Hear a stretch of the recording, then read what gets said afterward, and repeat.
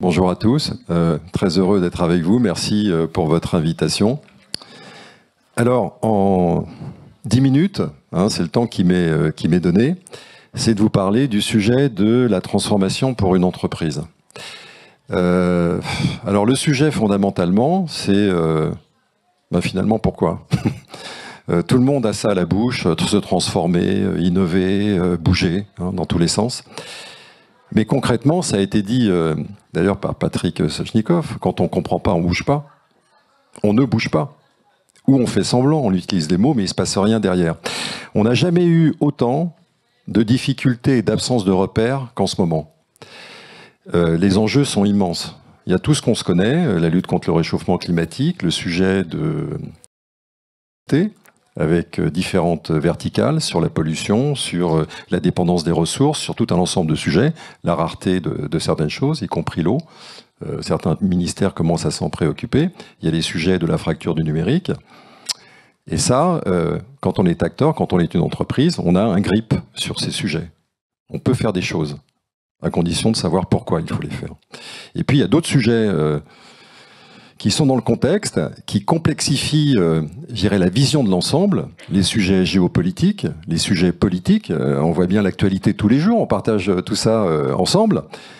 Et ça a des impacts aussi sur la vie des entrepreneurs, sur leur quotidien. Ça agit aussi sur le moral des gens, sur leur capacité de se projeter, d'imaginer, de rêver, d'avoir envie, etc. Donc on n'a jamais eu un contexte aussi lourd pour des entrepreneurs. Alors une fois qu'on a dit ça, on a plombé le sujet quand même. Ça veut dire que...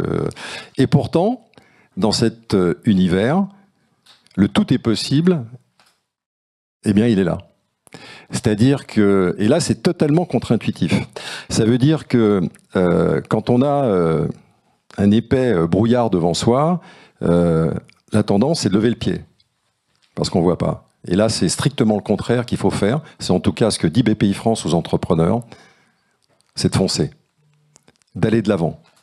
Certainement pas de lever le pied, certainement pas, et d'être résolument dans l'action. Et ça, c'est pas simple. Et ça passe par plusieurs choses. Ça passe par donner un déclic, faire comprendre, sensibiliser, la pédagogie. Pourquoi faut-il aller de l'avant ?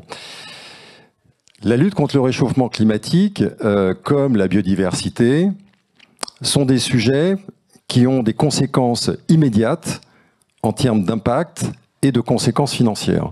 Immédiates. Ça va s'aggraver. Nous, on essaye de ne pas être dans le côté « attention, ayez peur, etc. » Mais à un moment donné, il ne faut quand même pas se voiler la face. Ça veut dire que dans quelques années, peut-être même avant, des banques, des établissements financiers vont refuser de financer des entreprises au motif qu'elles ne se sont pas engagées dans des actions concrètes de transformation ou d'adaptation. Et là, c'est d'où notre rôle, humblement, mais avec d'autres partenaires. Ce n'est pas un travail que l'on fait seul. On le fait avec l'ADEME, on le fait avec d'autres acteurs, des banques, c'est un travail collectif. On ne réussira jamais, vu l'ampleur des défis, si on est seul par rapport à ces sujets. C'est strictement impossible. Et le problème que l'on a, globalement, et je le partage avec vous, c'est que on est tous très intelligents, on veut tous montrer qu'on est plus intelligent que le voisin, etc. Ça, c'est super. Et on a une difficulté, c'est de bosser en collectif. Et on a une deuxième difficulté, c'est qu'on sait parfaitement raisonner, mais on met un temps un peu long pour passer à l'action sur des mesures extrêmement concrètes. Et le sujet, il est là. Ça veut dire que pour accélérer, certes, il faut réfléchir, bien entendu, mais il faut surtout engager des actions. Ça a été dit d'ailleurs à la précédente table ronde sur l'autre sujet. Et ça, c'est pas le fait du hasard. C'est pas un truc qui va tomber de l'armoire en disant l'action, l'action. Et il faut rentrer dans des choses extrêmement concrètes parce que derrière, il y a déjà un phénomène qui est constaté. Ça a été un peu dit aussi. Toutes les entreprises aujourd'hui, nous on le voit chez BPI-France, que ce soit des TPE, PME, TI et des grandes, personne n'est exempt. Vous savez, la grande démission, les 500 000 salariés, qui sont partis il y a quelques années, il y a 2 ans, pour différents motifs. Parce que leur entreprise projetait des images et à l'intérieur, c'était pas ce qui se passait, etc. Donc, la difficulté, alors imaginez pour une PME, une TPE, de perdre ses salariés formés, c'est un désastre. Et ils n'ont pas la capacité d'avoir des cabinets de recrutement, etc. Donc, difficulté de garder ses salariés, difficulté de recruter parce qu'on n'est pas attractif quand on n'est pas engagé dans ce type d'action. Aujourd'hui, c'est pas une question de générationnel. À tout âge, il se passe la grande démission des 500 000 sont tous les âges. C'est pas uniquement les 25-35 ans. Il faut bien l'avoir en tête. Et n'oublions pas qu'il y a eu 100 000 abandons de poste. Les 100 000 abandons de poste sont des gens qui partent le soir de leur entreprise et qui, le lendemain, ne viennent pas, sans prévenir leur hiérarchie. C'était une première. On a modifié le Code du travail sur ce sujet, tellement c'était une première. Donc, il y a tout ce contexte. Donc, nous, très concrètement, pour vous dire ce que l'on fait, parce que le tout est possible, c'est mettre en place des actions. Un, c'est d'engager avec des communautés d'entrepreneurs. C'est ce qu'on fait. On a des milliers d'entrepreneurs qui sont dans des communautés. French Fab, French Tech, French Touch, qui parlent ensemble, qui sur les territoires vont de l'avant. Le Coq Vert, encore une fois, des milliers d'entrepreneurs qui, sur les territoires, ont engagé des programmes de transition. C'est pas simplement on va faire une transition. On a mis en place, on commence à mettre en place des actions concrètes de transition et on se fait financer sur ce sujet, ou pas. Et les meilleurs d'entre eux, enfin pas seulement les meilleurs, sont des éclaireurs. Il y en a quelques centaines qui, partout sur le territoire, portent le discours pour essayer d'aller chercher d'autres entrepreneurs. Nous, on a mis dans notre plan stratégique le porte-à-porte de masse. Donc, pour vous dire, on l'a écrit tel quel auprès de nos actionnaires, l'État et la Caisse des dépôts. Donc ça, ce sont des actions concrètes. La deuxième chose, c'est toute la batterie d'accompagnement. C'est l'intuition qu'on a depuis la création de Bpifrance en 2012, de mettre à côté de nos métiers financiers tout un ensemble d'actions concrètes. Bpifrance Université, je vous invite à regarder. C'est un catalogue de formation d'e-learning gratuit pour les entrepreneurs qui leur donne envie de passer à l'action sur tout un ensemble de thématiques. Sur le climat, tout notre réseau, les 50 implantations, ont réalisé sur la base d'une méthodologie, ce qu'on appelle l'IMC, c'est pas l'indice de masse corporelle, c'est l'index de maturité climat, pour discuter avec les entrepreneurs pendant 45 minutes, 1 heure. Que ça, où est-ce qu'ils en sont? Comment ils voient les choses dans leur secteur d'activité, sur leur territoire, etc. Et derrière, ça permet de se dire, on peut vous aider de telle manière et de susciter des envies d'accompagnement. 45 minutes, 1 heure sur le sujet, avant de parler de financement. On a tous les diagnostics qui ont été mis en place, parce que ça, c'est incontournable. Il faut outiller aussi et proposer des choses très concrètes.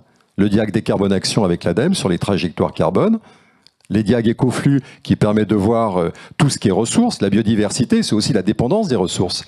C'est déjà pour une entreprise de s'interroger sur, finalement, dans son secteur, dans sa chaîne de valeur, quelle est sa dépendance en termes de ressources et de mesurer, de commencer à mesurer et d'avoir un plan d'action aussi simple soit-il. Les diag éco-conception, on sait très bien que la chaîne d'éco-conception est totalement majeure pour envisager effectivement et d'avoir un cycle beaucoup plus vertueux. Et là, on est en train de développer, ça va sortir en début d'année, le diag biodiversité pour commencer à faire réfléchir sur les liens de dépendance. Donc vous voyez, on a toute cette batterie d'outils, mais encore une fois avec des partenaires, des acteurs, et c'est comme ça qu'on transforme. Et pour nous, le sujet, c'est transformation et adaptation, et on voit bien les conséquences. Il y a un sujet assurantiel aussi qui commence à poindre. Il y a maintenant un certain nombre d'activités, etc., où les assureurs se posent des questions. Et donc, ça va s'aggraver. Je suis désolé, c'est pas Cassandre, mais il faut bien l'avoir en tête et le voir sereinement pour engager des actions et trouver effectivement, des manières de pallier ces problèmes. Donc en fait, c'est ça l'action. C'est à la fois de réfléchir, mais tout de suite de rentrer dans des schémas de mise en œuvre. Alors modestement, tout le monde n'est pas obligé de faire des plans tridimensionnels, mais surtout de démontrer à travers des exemples concrets. Business, ça a été dit d'ailleurs à la table ronde, pour nous, la seule vérité, c'est lorsque tout ceci est intégré dans les schémas business, territoriaux, sectoriels. Le reste, c'est de la parlotte. Donc, c'est ça être concret aussi, c'est ça transformer. Et tout ceci, en fait, est très intéressant parce que dans tout ce qui va arriver, et ce qu'on ignore encore, puisque on le sait tous dans la salle, tout ce qu'on prévoit comme des business plans, ça ne se passe jamais comme c'est prévu. Et ça, tout le monde le sait, mais c'est un exercice intellectuel assez fort. Et tout ceci, ça aide à, comme on dit, à être plus résilient. Donc en fait, pour nous, passage à l'action, avec des aides, c'est pas que du bon sens, pour justement atteindre ces objectifs. Et là, le cercle vertueux se met en marche, l'entreprise devient attractive, elle commence à recruter, elle intéresse, et dans sa chaîne de valeur, eh bien, elle est au top. Voilà ce que j'avais à vous dire en quelques mots. Merci.